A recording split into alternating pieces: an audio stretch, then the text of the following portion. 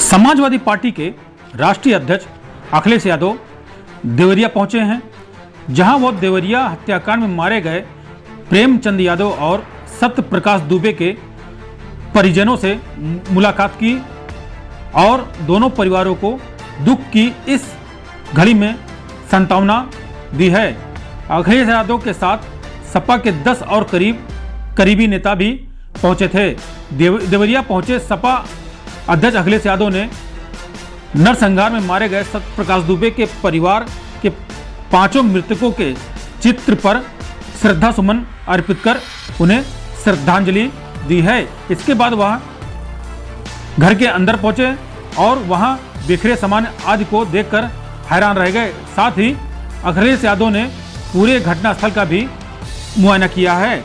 देवरिया हत्याकांड के बाद इस इलाके में काफी तनाव है, जिसे देखते हुए यहां पर धारा 144 लागू की गई है। इस हत्याकांड में पूर्व जिला पंचायत सदस्य प्रेमचंद यादव और सत्य प्रकाश दुबे के परिवार के 5 सदस्यों की हत्या कर दी गई थी।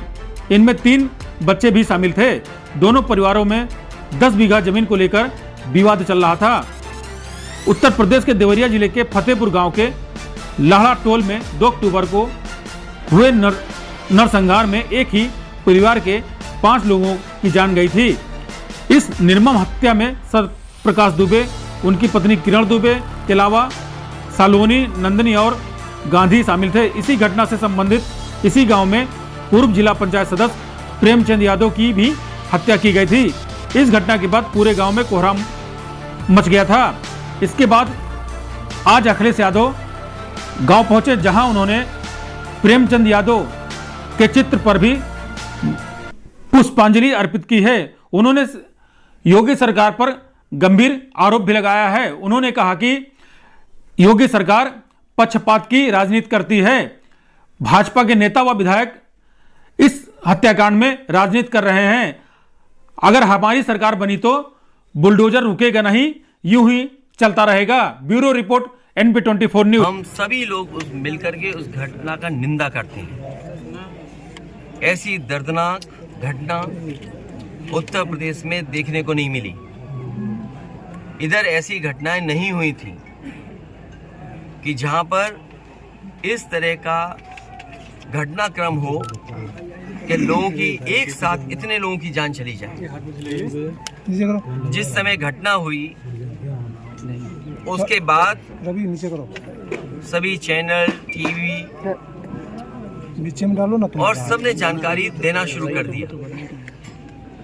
मुझे याद है, मैंने डिस्ट्रिक्ट मजिस्ट्रेट का वो बयान सुना, जिसमें यहाँ के डिस्ट्रिक्ट मजिस्ट्रेट ने कहा कि घटना के बाद रिटेलिएशन में दूसरी घटना हुई है। तो ये विषय शासन, प्रशासन और न्याय के लिए महत्वपूर्ण इसलिए बनता है कि अभी तक सरकार जो 0 टॉलरेंस की बात करती थी, घटना पहली कैसे हुई उसकी भी सच्चाई अभी तक सामने नहीं ला पाए। प्रेम यादव का मरना, उन्हें घर बुलाना, उसके बाद किसी धारदार हथियार से जान ले लेना, उसके बाद आसपास के क्षेत्र पे ये सूचना मिल जाना कि उनकी जान चली गई, लोग गए और उसके बाद ये घटना हुई। मैं मौके पे घटना में पहुंचा हूं, देखा है मैंने उस परिवार के रहने का और उस परिवार में जो घर बना वो मैं देख करके आया हूँ। वो घर और ये घर जहाँ प्रेम यादव थे दूर था। आखिरकार किन परिस्थितियों में वहाँ जाना पड़ा उन्हें, क्या वजह? सुबह चले गए। अगर किसी की नियत मंशा ये थी कि उसे हमला करना है या उसकी नियत और मंशा ये होती कि उस पर हमला होगा, तो वो तैयारी से जाता किसी भरोसे के साथ और अपनी मोटरसाइकिल से यहाँ से वहाँ प्रेम यादव पहुंचे। उसके बाद उनकी जान ले ली गई। मैं यही कहना चाहता हूँ इस मौके पर, मुख्यमंत्री जी का गृह जनपद है,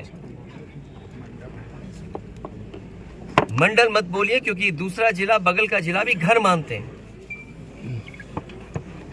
देवरिया, गोरखपुर, कुशीनगर, महाराजगंज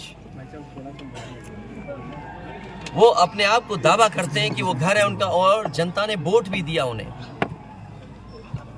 लेकिन जीरो टॉलरेंस वाले लोग इस तरह की भेदभाव फैलाएंगे, इस तरह की घटना होने देंगे और फिर उसका राजनीतिक लाभ लेना चाहेंगे आप। ये जितनी भी तस्वीरें आई हैं जो बीजेपी के नेताओं की आई हैं, तस्वीरें मैंने देखी हैं और लोगों ने चर्चा की उन तस्वीरों को देख करके, बीजेपी के लोग घटना से राजनीतिक लाभ लेना चाहते हैं।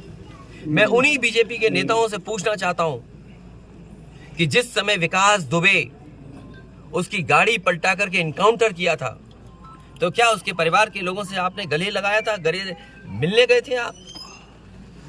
और याद कीजिए वो जगह कानपुर देहात की जहां एक पिता के सामने उसकी पत्नी और उसकी बेटी की जान ले ली बुलडोजर ने आग लगा करके। क्या ये बीजेपी के लोग उनके परिवार के लोगों से गला मिलाए लगे थे जाकर के? और मुझे याद है जब उसका परिवार का बेटा डीएम आवास में धरना दे रहा था ठंड में, उसके पूरे कपड़े उतरवा करके पुलिस ने पीटा था, उसको मारा।